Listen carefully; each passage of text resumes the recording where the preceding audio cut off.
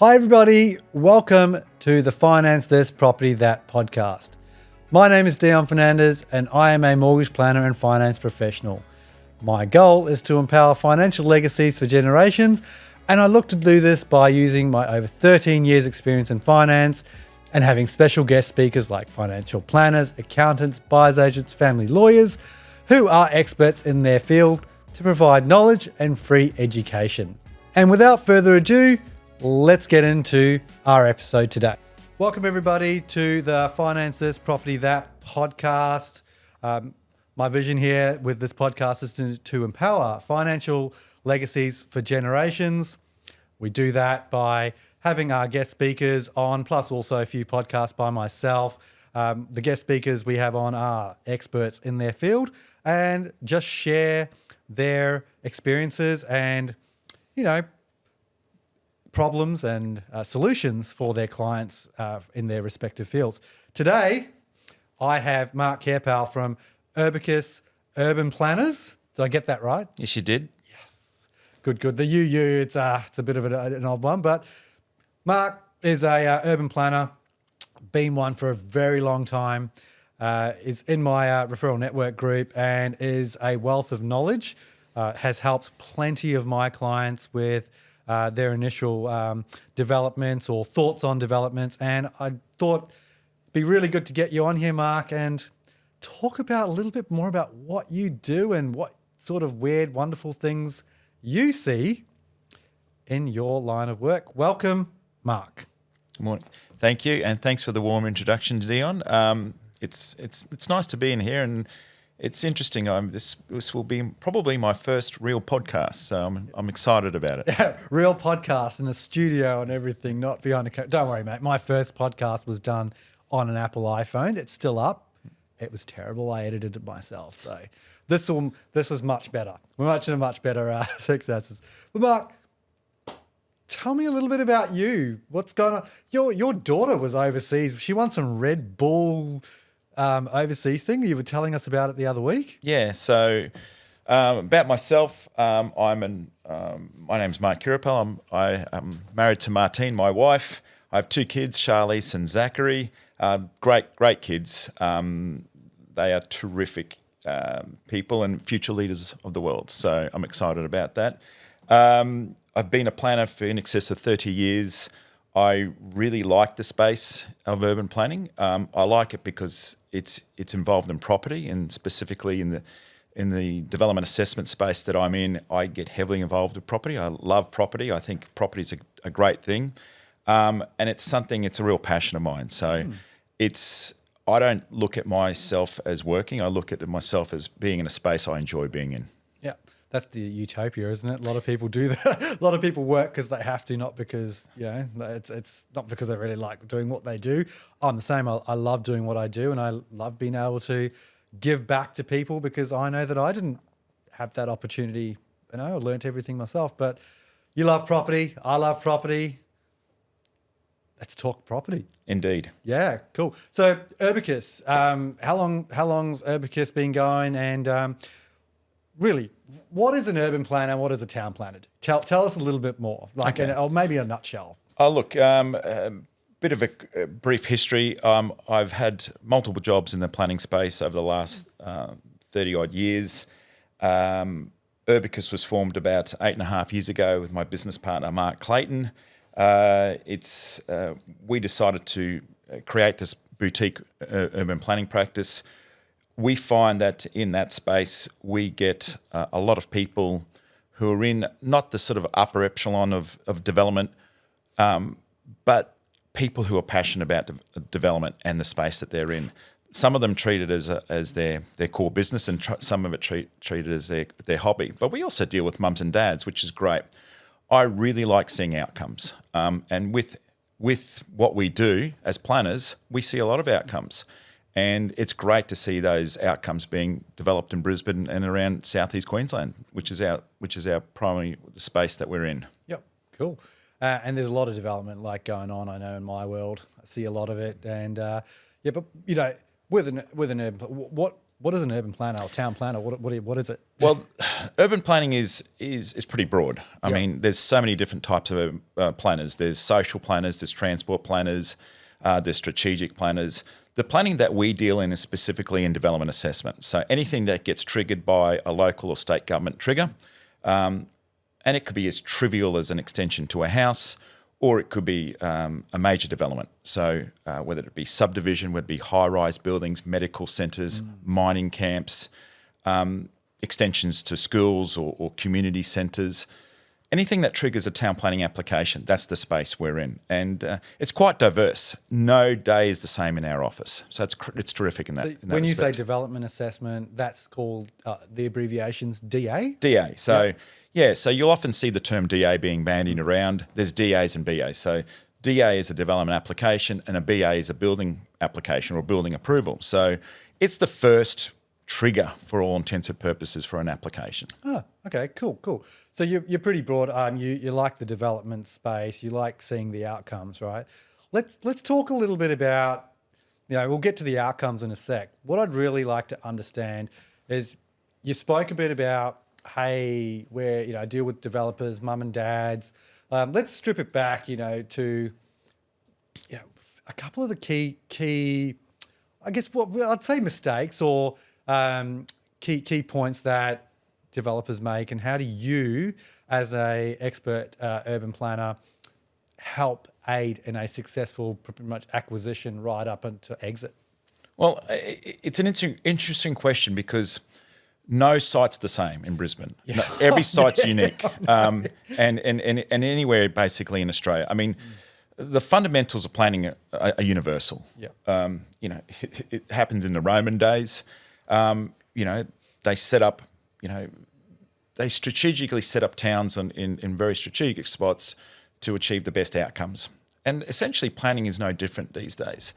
We look at sites and we look at the risks of a site and the opportunities of the site. And it's easy to get caught up in the romance of a project or a development and go, oh, this is going to be a great outcome. I can see the vision for it and everything like that.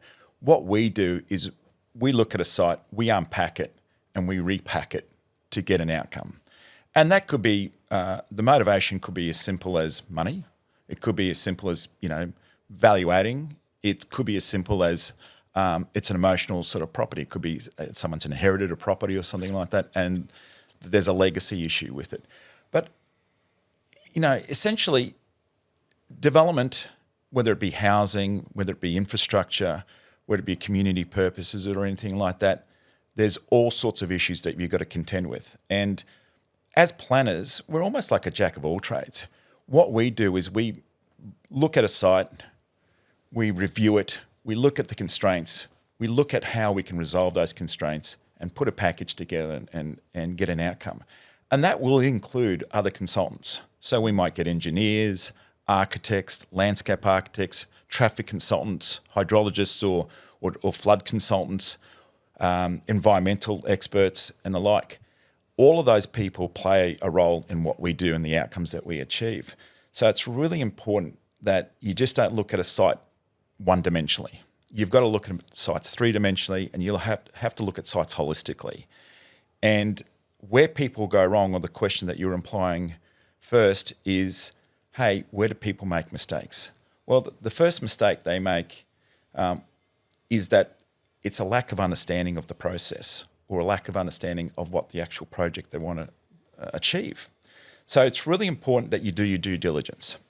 And due diligence is understanding the site, understanding what could potentially go wrong with the site, and how you're going to address that risk. And that's what we do. We look at a site and we look at it unemotionally. We look at it from the perspective of if the motivation for the client is that they want to achieve this particular outcome, how are we going to get there and who do we need to get involved to get that outcome achieved?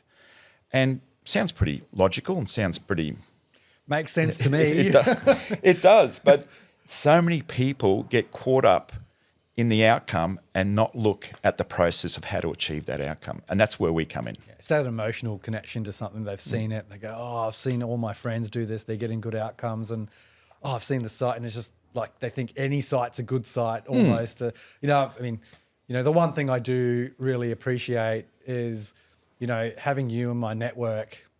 It's just so easy to get an answer. Like just a very generic, hey, I could send you, my client wants to do this. They haven't engaged. Can you just give me some really high level information? Mate, your high level information is so detailed that, and it's very much a yay, nay, or maybe, but you'd have to check all this stuff, right?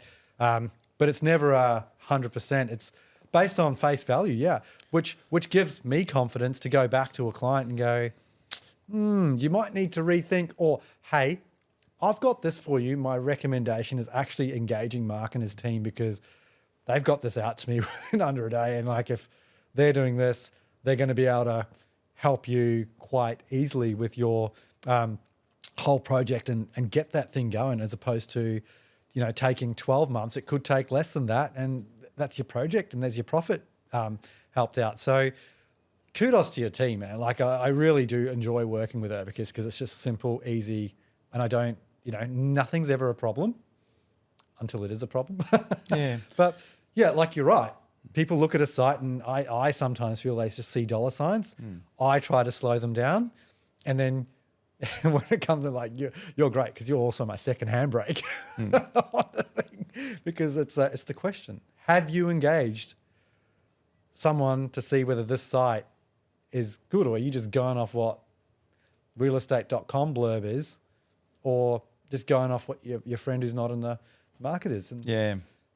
It's a really interesting space, and the phone call I dread is the classic, I've just secured the site on the weekend at an auction and I've got it for a steal. And and it's like, whoa, slow down, because buddy. I can just see there's the classic example. I wasn't really interested in the property, and it seemed obscenely cheap, so I bought it. And you go, right, okay. So anyway, and then you find that there's all sorts of hairs on it, and it's really important to understand what you're buying, or the project that you want to get involved in. Because there's no easy sites anymore, Dion. I'll tell you that right now. Some sites are easier than others, but there's no easy sites.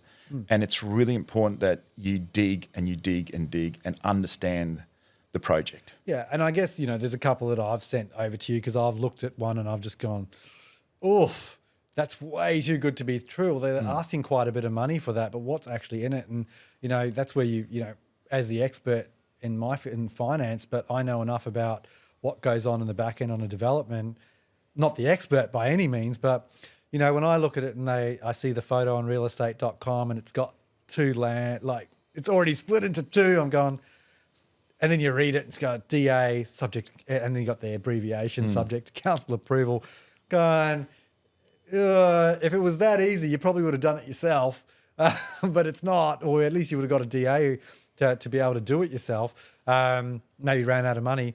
But I know some of the sites that I've sent to you, you're just like, nah, that's actually going to cost you quite a bit of money. You might, and that's really the gist of it. And probably potentially save clients hundreds and thousands, if not millions of dollars, right? Making the wrong purchase, because you could purchase it for all what it says versus what it can actually do. Two different things. Yeah, there's a saying in our office: we tell you what you need to hear rather than what you want to hear. Yeah, great. And it's pretty wise words, because in the world that we live in, people have selective hearing, and or do hear something but don't listen. And there's a subtle difference in that space, and it's really important that as a consultancy, our number one objective is to look at a site and see what value add opportunities are there. What those value-add opportunities equate to in terms of solutions could mean the difference between a profitable and non-profitable exercise. And look, if you want to do an exercise for character building, go for it. But, I understand that fundamentally, you want to, if you're going to do this exercise and you're going to spend a lot of time and energy, you want to get something out of it, both emotionally and also financially. And that's really important, because if you make money out of an exercise or a project, you'll go on to the next one and the next one and the next one. And every time you will learn from that exercise on how to tweak things and do things better. look, you can't be an instant developer overnight, and the term developer is used very loosely these days. I think a lot of people prefer to be just, doing it as a, what's the term? It's not a hobby. Side hustle. Side hustle. Some people would say that. I wouldn't, but a very expensive side hustle potentially. It is. But what it does, it gives you an opportunity to get ahead in life potentially. But it also gives you an opportunity to create an outcome, and that's what I love about the space that my team is in. Is that we create outcomes, we generate outcomes that contribute to the growth of the city. And we prefer to have a positive growth and a positive outcome. And some of the projects we do are stunning. And when we see those projects come to life, it's quite rewarding for us. Well, tell us about your favourite one. Oh, look, that's a really interesting question because it's probably loaded. we do a lot of projects. Yep. We do somewhere between 100 and 150 development applications a year. Yeah, wow. And some of them are very modest, very simple, and others are stunning, excellent pieces of architecture that will set the scene for developments coming along. And I've really seen a great growth in Brisbane and a great maturity in Brisbane in the last 2 decades, particularly the last 10 years have seen some really good outcomes. And I think Brisbane now is no longer treated as a poor sister or cousin to Sydney and Melbourne. People are genuinely coming up here for the lifestyle, for the opportunities. And as part of that, they want to put their mark on the landscape. And some of the products that these people generate are just absolutely excellent examples of great planning, great architecture, and great social and community outcomes. But a couple of projects I've done in recent years, which sort of come to light. One, I've done an application for someone's own personal helipad. And this wasn't far from Brisbane, and they've got their own helipad approval, which is fantastic. Did they take you up for a ride yet? No, they haven't, but that's all right. Well, if you're hearing this, make sure Mark gets a helicopter ride. I've just done recently an approval for a 12-storey development in the city. 12-storey in the city doesn't sound great, but or anything fantastic, but it's on a 400 square metre block. So it's not really. So most people live on a block of that size or that calibre, but this has got a 12-storey development on it. So it was a really interesting journey going from speaking to the client, looking at the vision for that particular project, liaising with council, working with council, and we got a great outcome. Okay, let's have a look at that. That's pretty complex, right? How long would something like that normally take to get through? What's the time frame? Each project, depending on their complexities, take different times. But this particular project started off with, and I'll give you some background. This project went through twice through council without getting any outcome achieved. So the client came to us and said, "This is the site. Here are the issues that the previous two people who contracted the site couldn't overcome." And again, like we always do, we look at the site, we unpacked the issues and repacked it together and presented that option to the client. The client said, "Yes, I agree with that approach." We then had a pre-lodgement meeting with council, ironed out a few things with council, and council were fantastic with their representations and their issues that they raised. And we worked with council. We lodged the application, went through the process, ironed out a few more things, and got an outcome. And this site had its complications, it had its hairs, but we worked with council to get a really good outcome, and the client's delighted about it. Yeah, okay. And I guess that comes back to the time that you've been in this industry, the relationships you've created, because a lot of people, like from what I've heard, it's like, oh, council won't do this, council won't do that. But I'm like, well, what's the relationship like? Like, what are you actually asking council to do, or who's actually managing that relationship between the council? And I think that's one of the really important pieces to get right, is having someone that's actually got a very good relationship with council that can work together collaboratively, not combatively. I think sometimes people spin their own little views on it and kind of get people offside, and you can't get the decision maker offside. Yeah. And Dion, you're spot on there, and I don't think it's a competition. I don't treat it that way. We like partnering with our clients, and that's important. Yes. We like partnering with our consultants and the specialists that we deal with, and more importantly, we like partnering with council. And I'll dispel a myth here. Council's not here to prohibit or stop development. They're far from that. They've got rules and regulations which they must adhere to. They've got to have transparency. What they want to do, and how we look at it, is we look at it as a partnership of growth and development on a site. And whether it's a very simple application for a house or an extension to a house, or when you uplift it to, say, townhouses or units or subdivisions, there's always issues you've got to contend with and address. And our job is to sit down with council and saying, here's the site, here's the vision for the client and what we want to achieve. Here are the issues that we need to contend with, or the big ticket items that we need to resolve, and here's how we're resolving them.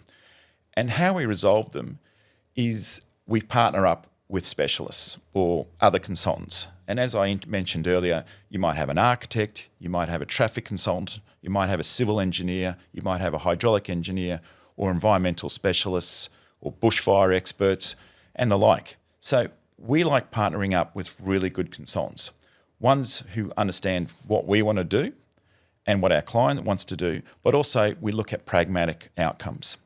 And sometimes, as I said, there's no easy sites in Brisbane or in southeast Queensland. But what we do is we identify the problem, and as a collective group, we work through the issues together and get an outcome. And some of those solutions are really good and really simple, and others are a little bit more challenging and complex. And some of them are cost prohibitive. So at the end of the day, you might sit down with a client and say, you want to achieve this outcome, but it's not actually going to be profitable for you, or it's not going to achieve an outcome that's workable. So we have to look at a plan B or a plan C. But it's really some of the best outcomes we've achieved is when we've got with council and they've raised some concerns or issues through what's called an information request. They've identified some problems, and rather than sort of push back on those problems, we work with council. We sit down and talk to them and say, hey, look, how about this as a solution, or how about that as a solution? And, I think that collaborative approach is really important, and that's how we operate. That's a solution mindset versus like a competitive mindset, right? Like you're out there, like you said right at the beginning, you enjoy the outcome, and where you see there's an outcome, that's what you aim for. Yeah, absolutely. And that's a win-win for everyone, right? I want to throw something at you, but it's not, I just thought of it right now.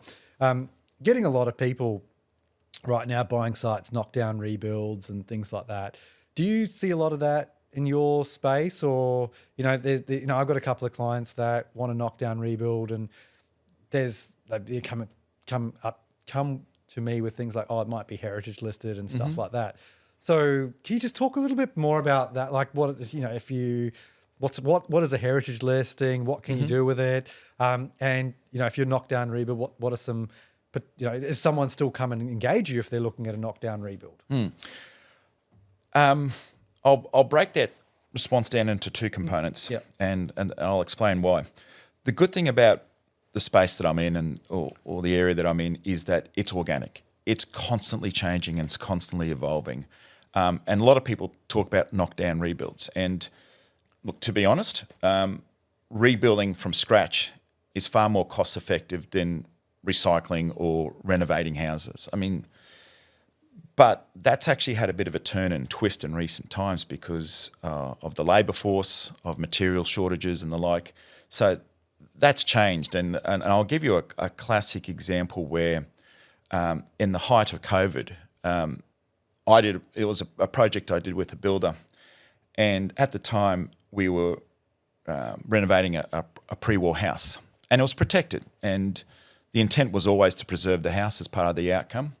And it was a really interesting exercise because we couldn't get certain materials to do the extension to the house. And we were going to be held up for 6 to 9 months in terms of laminated beams and various different things that were shortages in the height of COVID. So we took a really extreme, almost pragmatic approach, where we actually grabbed another house from East Brisbane that was scheduled to be demolished, and we actually relocated it up to Shorncliffe, and we added it onto another house, or this so you house ripped that the was there. front off and added it to the back. Or Yes, something we like did. that. Right, wow. Because the bones of this particular house in East Brisbane were fantastic. They were hardwood, and the dimensions just seemed to sit well. And Unicorn house. It was, and it was a really interesting and dynamic process because with the builder, he said, "Mate, we've got a shortage here, and there's no easy solution." And I said, "Well, is this a solution?" We went and had a look at the house. He goes, "Yep, this is a solution." So we physically picked up this house from East Brisbane, trucked it all the way up to Shorncliffe, did some Tetris and moved it together, and today it's an outstanding outcome.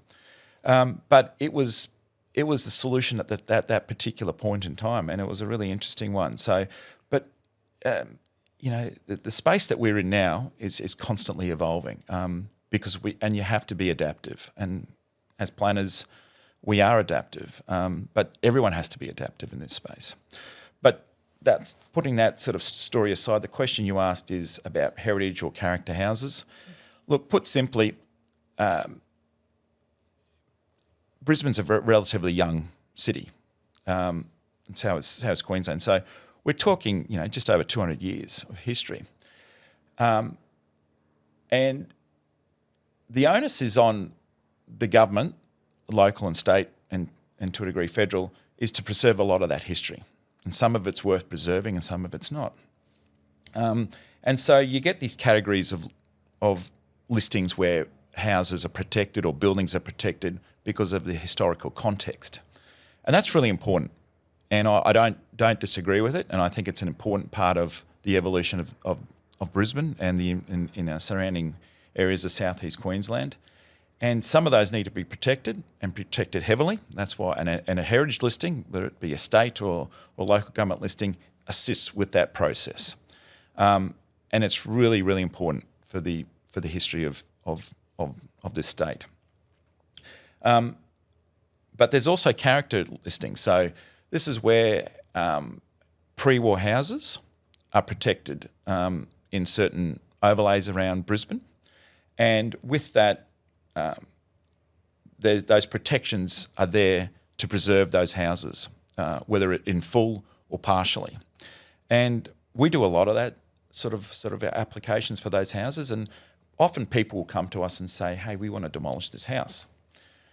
And it's a bit of a loaded question because in some instances as a planner, I want to preserve that house, or there's an obligation for me to preserve that house. And others, if it satisfies the requirements to demolish that house, well, then we'll explore that. But it's a very loaded question in the respect that sometimes people want it gone because the costs associated with renovating a house are quite exorbitant and can be. And others, they love the charm of a Queenslander or a character house, and they want to preserve it as they see fit. And then others want to. We've got this certain architect who loves that sort of tangent sort of approach where they mix the pre-war house with a modern extension, and they do it very, very well. I've seen some really cool ones. And that's the space we work in, and I really enjoy those sorts of projects. So, and each project's different, as I said, and you've got to sort of work out where you want to head with it. And as I mentioned to you, I think there is a lot more maturity in the housing market in Brisbane now, and a lot of people invest in that space. So does that sort of answer your question? Yeah, no, it definitely does. I think it's on a really high level. It gives us a bit of understanding of what that is and what some possibilities are. And I think, we could go on for ages and ages around development, but we'll definitely get you back on. We'll talk a little bit more about some other cool little developments that you're doing and a couple of ones that are coming across my desk. So I think that's going to be a pretty cool episode, especially with your land subdivisions and things like that. I've got a lot of developer clients that are looking into it and, possibly other people that may be looking into developments. But people are looking into potentially purchasing a property to, subdivide, knock down, rebuild, or do, some townhouses and stuff like that on it, how do people get a hold of you? Look, as I said, we've been operating for 8.5 years, but I've got both business partner and I have got in excess of 30 years each in the business at local government level and private practice. In terms of how we get in contact with, we're obviously urbacus.com.au is that's our website. We're located in Paddington, and our phone number is 3367 1582. But all of the bulk of our referrals come via referrals. Essentially, it's word of mouth. We are starting to look into that social media space and all that. Got an Instagram yet? We just got an Instagram in the last 2 weeks. There's nothing posted on it as yet. Yep. But watch this space, Dion. Watch the space. So, is it Urbacus Planning on Instagram? Is it? It's urbacus.qld. Oh, yep. At urbacus.qld. Like, follow. That's free. Doesn't cost you to do anything. It doesn't cost you to do that. So, Mark, mate, thanks so much for coming on. And as always, everyone, the information on this podcast is very general in nature. Please go to your nearest expert in the field that you're looking at to get information more tailored to your situation. Again, don't advertise, don't pay for advertising. Everyone's on here for educational purposes. Please like, follow, subscribe to at Dion Finance Specialist. That's my business site. At Finances Property That. Podcast on Instagram. We're on YouTube, Apple, Spotify. Also, don't forget to like and follow at Urbacus QLD. Thanks, Mark. Thanks, Dion. Thanks for the opportunity. Enjoyed your first podcast. I have. Thank you very much. Thank you.